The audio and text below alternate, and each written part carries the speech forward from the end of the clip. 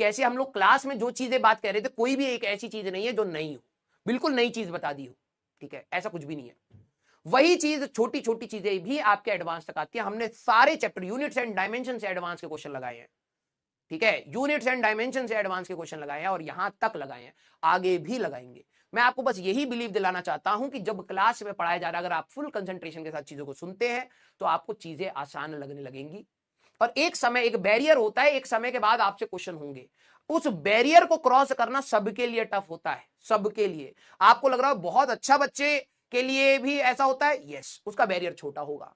जो थोड़ा slow learner होगा उसका बैरियर बड़ा होगा। आपने अगर अपने 11-12 में बहुत मक्कारी करी है, सर हमें तो पढ़ाया नहीं जाता था, अरे भैया पढ़ने की रेस्पॉन्सिबिलिटी आपकी भी है। सिर्फ आप कहीं पैसा दे देते तो इसका मतलब ये नहीं है कि आपका भविष्य बन गया, ठीक है। सर हमारे गांव में तो स्कूल नहीं था, तो क्यों नहीं जागे अपने लिए? ऐसे तो भैया फ्यूचर में आपको गवर्नमेंट कह दे कि भैया नहीं, आपको नहीं लेंगे एडमिशन, पढ़ाई थोड़ा ना छोड़ दोगे, हैं? किस टाइम के फाइटर हो फिर आप? अपने लिए क्या करना चाहते हो? कंडीशन आपकी चाहे जैसी भी रही हो, मैं आपके साथ दुख फील कर सकता हूं उस कंडीशन का, लेकिन उसको चेंज नहीं कर सकता और ना ही आप चेंज कर सकते हैं। उठने का जिम्मेदारी है।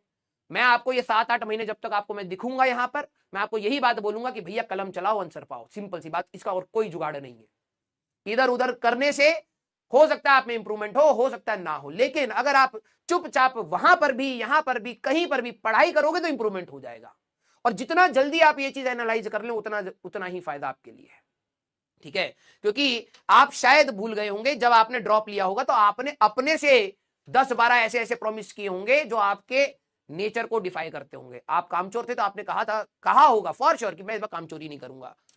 पिछली बार क्वेश्चन सर बोलते थे लगाने के लिए, सर इस बार मैं सारे क्वेश्चन लगाऊंगा। स्टार्टिंग का जोश और आज के जोश में डिफरेंस होगा।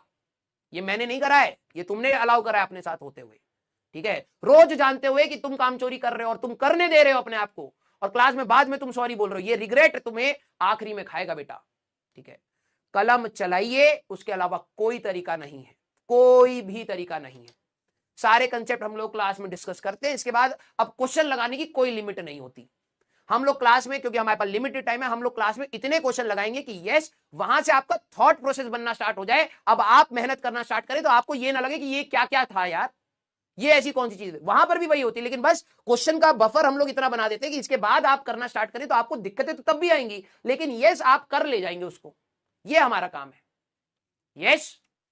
तो प्लीज बेटा अपना एटीट्यूड संभाल लीजिए।